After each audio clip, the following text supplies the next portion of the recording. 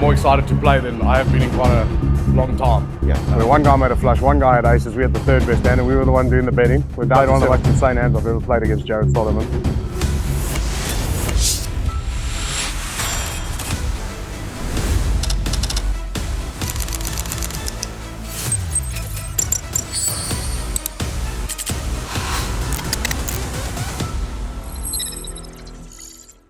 Good. Hi guys, welcome to the first Instagram live story. We're going to bring you a couple of these during the Shuffle Up series here at La Toscana. We got Gio in the house. We're launching the series with the 100k Super High Roller, and we've had Gio as a host, which has a good impact. Shuffle Up has been working hard to get this going, and some exciting news we're going to chat about in this interview. Gio, I know you're down with some flu. I'm recovering from flu as well, but we're excited about this event. What's the emotions going into it? Yeah, look, I'm super excited to be here. These events don't happen often. I'm more excited to play than I have been in quite a long time. Yeah. We don't get opportunities to have prize pools like this offered in South Africa anymore, unfortunately. It's just kind of the landscape of poker's drifted more to smaller buy-ins, big fields, which is good for the majority. It's not good for us that like to gamble a bit much. Yeah. But I'm super excited to play this, and I believe we've sold out. So I think the 27-player field is going to be interesting. It's going to be a good battle. Yeah, I saw you walking around on the phone non-stop earlier. What's been the feedback from the players? Are they excited? What are the thoughts and processes? I think as a majority, they're excited. We got a few players here that we haven't seen in tournaments for a couple of years. Peter De Neck has come into play. I don't know if anybody's seen him for 4 or 5 years. Like, there's a certain kind of player that only wants to play this sort of tournament. And I think we managed to get a few of them for this. And I think from here, we can just grow. Like, we limited the field to 27 players. Truthfully, we probably could have sold out 36. 100%.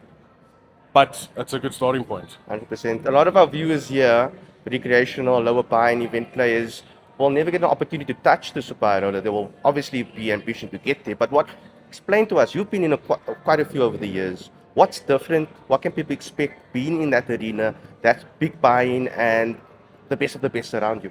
Look, I think the players that are playing, the more recreational players that are playing smaller events, should definitely aspire to be in something like this. And I think with it being a freeze-out, it actually gives them a chance. Because, we kind of arranged this one very quickly. Maybe in future we'll have more time. We can run satellites, maybe step satellites. We could get somebody into this tournament for 1,000 Rand. But once you sit down, the pressure's on from hand one. It's kind of in these small buy-in re-entry tournaments. In the beginning, people do whatever they want. Stick the chips in. Okay, we'll go rebuy 5 grand. This is the ultimate test. Like, you get one chance. You're playing against the best in the country. Everybody in this field can play. Don't kid yourself to think that there's only 5 players that are the best in the country and they're the only ones who can win this tournament. Anybody in this field can win this tournament. They can all play, and you're going to have tough decisions from hand one until the end. Yeah, 3 days of a long grind. Exciting prize money. Guys, are we excited to look at that? Yeah, well? it's going to be good. It's very rare. We kind of only get 4 opportunities a year in South Africa, which is pretty much the 2 Monty tournaments where you can win R1 million first prize. Yeah. Where this one, I'm pretty sure we'll have more than R1 million first prize, and as it gets bigger, maybe that number even increases. Yeah. And I think that just adds to the pressure of the players when they're playing, when they get to the bubble, and suddenly the bubble's at 200,000 Rand jump, and pay jumps are from third to second, or second to first, or 300,000-400,000 Rand. It really just allows the people who are the most composed and the most in the moment to rise to the top. Let's talk about that structure. I don't think I've ever seen a 1 million chip starting stack. The thoughts behind that, and what does that do for the tournament? Look, in all honesty, structures are structures. Whether we start with 1 million or start with 10,000, it comes down to how many blinds we start with. We have this perception in South Africa that the more chips we start with, the better the structure is. Yeah. It's not entirely true. But just to give it that level of prestige and something that we want people to aspire to, we made it a 1 million chip starting stack. That's, at the end of the day, it's what the people want. Yeah. It doesn't make any difference to us. Shuffle Up have been very accommodating. Whatever players wanted for this tournament, they gave them. They wanted a freeze-out, they got it. They wanted 1 million chips, they got it. They wanted our levels, they got it. And that's pretty much what it comes down to. Players wanted 1 million chips to start, so they got 1 million chips to start. Yeah. The reality is it's the same as the World Series main event where you start with 60,000 chips. You get 300 big blinds. Yeah, you start with 1 million chips, you're still getting 300 big blinds. Yeah. It makes no difference. And everybody starting from the beginning, all chip stacks on the table? Everybody's stack goes in play. If you arrive late, you've been blinded out, back to kind of like an old school approach. I think this is something that poker's just lacking. Yeah. You know, I don't know if you watched any of Negreanu's vlogs during the series, and his opinion is that all tournaments should be freezeouts. Yeah. And yes, he does rebar, but he's just playing the rules that he's been given to. And I think that making it a freezeout, making the chips go and play from the start, just removes all the edge that, firstly, that the pros are getting by max load edging, and secondly, like the more recreational player thinks the edge is even bigger than what it really is. Yeah. So it just removes all doubt. Everybody feels like they got a fair chance. You're welcome to come tomorrow. You'll still have plenty chips. Yeah. If you come tomorrow, you'll have plenty chips. But your stack's going to be blinded out, and there's no one in the field that feels like, oh, this guy just arrived now, sat down, doubled up first hand. Like, what did I bother playing for 6 hours for yesterday? 100%. This, I mean, it's been a while since we saw so much excitement around the Super High Roller. Surely sets strong momentum going into the SA Poker Open, where there'll be another one. Yeah. You looking forward to that? I can't wait to see. I'm not entirely sure what Shuffle Up have planned for that, but I'd imagine we'll have some sort of super high roller. I'd like to host it again. We'll see if they're up for it, and maybe we go bigger, maybe we go more players. Yeah. I don't know.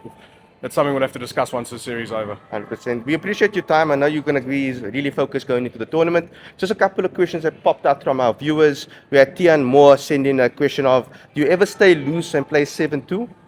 Any funny stories around 7-2 or any raggedy hand like that? 7-2 I don't really have, but this year in the World Series in a 1700 tournament with like 100 players left, I played this mad hand with 7-3.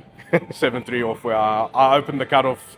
The guy defended the small blind because the big blind wasn't there, and he was a bit of a wild cannon as well.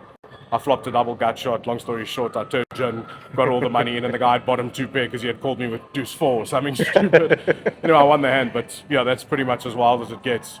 I'm happy to play any 2 cards. That's awesome. Talking about 2 cards, a question from Phonics DJ. Do you believe there's value in being a jack of all trades, playing all versions of the game, or do you kind of have to focus on one as you develop as a player? I think when you start, it's quite important that you just focus on one.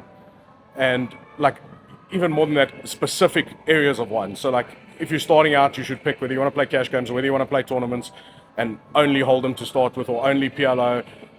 And as you become more experienced and more comfortable in the game, I think it's fine to branch out. But trying to start all of them at the same time could just be a logistical nightmare, yeah. Your favorite? My favorite in tournaments is definitely Hold'em. Okay. I don't think you can beat it. I don't know enough of the other games. I'd imagine deuce to 7 single draw would be fun. But we don't have that yet. Not yet, no. 27 players in the Super High Roller. Zanette will be one of them. After this event, anything else that we can see you competing in at this series? Yeah, I'll be here for most of the series. I'll play the 20K this weekend, the main event Monday, the high roller next week. If we don't do well in the main event on Monday, I guess we'll play the main event Friday, and if we have to, we'll play it Saturday as well. 100%. But we're definitely going to give ourselves as many chances as possible. Gio, always good having you here around the Shuffle Up events. You're obviously one of the brand names of here in the room. Very excited for the Super High Roller, as you heard by Gio himself. Good luck to everybody competing in that tournament.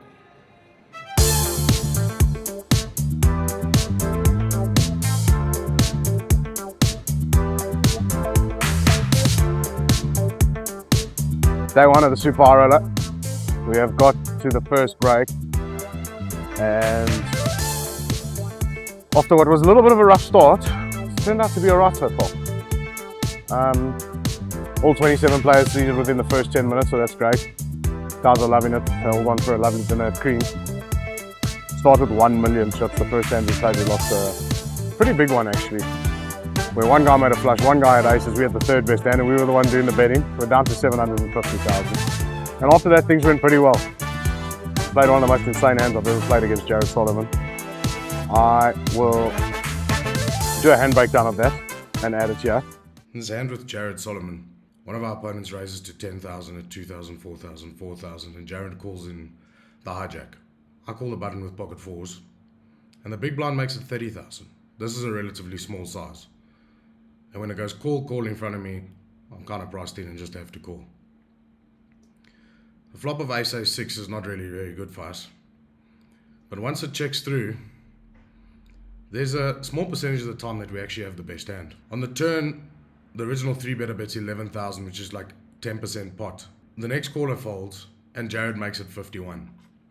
At this point, I think Jarred's very good. And I think that Jarred can be doing with this with a massive range of hands. He can be doing it with a flush draw. He does it when he has an ace. He does it sometimes when he just has nothing. Just because for this size, he doesn't believe that the original bet of 11,000 has much. Anyway, I decide I'm going to go after it. and I re-raced to 125,000. The original better folds, and Jarred, after thinking for a bit, calls. When Jarred calls the turn, I kind of narrow him down to flush draws and aces. He doesn't have very much else. On a very rare occasion, he'll have pocket sixes or pocket twos.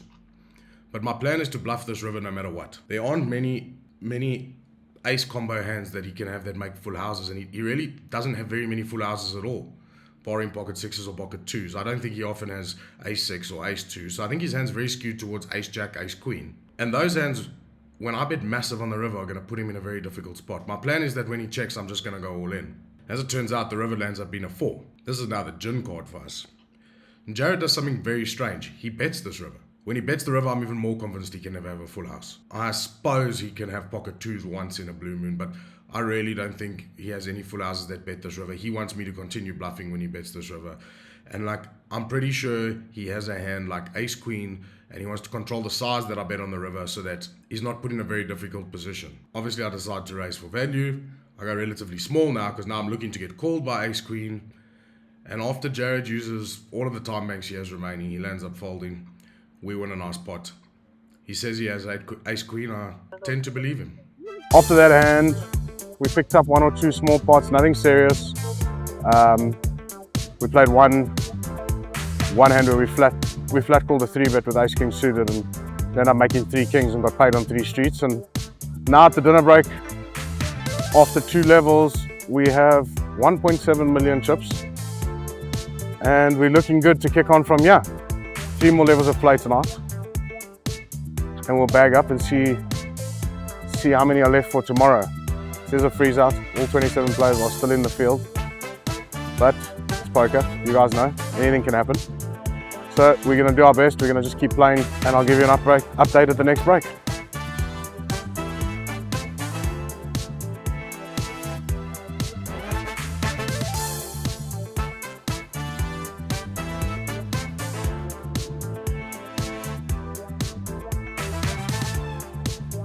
Second break of the night.